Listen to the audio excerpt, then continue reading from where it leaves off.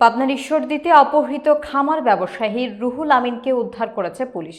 এ সময় অপহরণ চক্রের মূল হোতা সহ 4 সদস্যকে আটক করা হয়। বিস্তারিত থাকছে রাকিব বিশ্বাসের প্রতিবেদনে। শনিবার 22 ফেব্রুয়ারি গভীর রাতে ঈশ্বরদী উপজেলার আলহাজ ক্যাম্প এলাকায় অভিযান চালিয়ে তাকে উদ্ধার করা হয়। উদ্ধার হওয়া রুহুল আমিন উপজেলার আরকান্দি এলাকার বাসিন্দা। আটককৃতরা হলেন মোহাম্মদ আলীর ছেলে মিজানুর রহমান, শহীদুল ইসলামের ছেলে শাহরিয়া ইসলাম রাতুল, মৃত শহীদুল ইসলামের স্ত্রী রেবেকা সুলতানা এবং বড়ইচারা গ্রামের রানা প্রামাণিকের ছেলে সজীব হোসেন।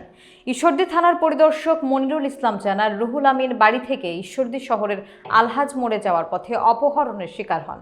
তার ছোট ভাই মোকসেদ আলী বাদী হয়ে থানায় অপহরণ মামলা দায়ের করলে পুলিশের একটি দল অভিযান চালিয়ে তাকে উদ্ধার এবং 4 অপহরণকারীকে আটক করে। পুলিশের জিজ্ঞাসাবাদে জানা গেছে, অপহরণকারীরা রুহুল আমিনকে আটকে রেখে 3 লক্ষ টাকা মুক্তিপণ দাবি করে এবং হত্যার হুমকি দেয়।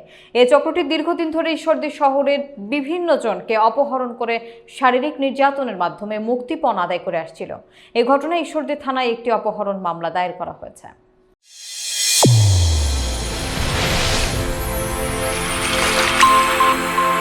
চ্যানেল A1 হৃদয়ের স্পন্দন।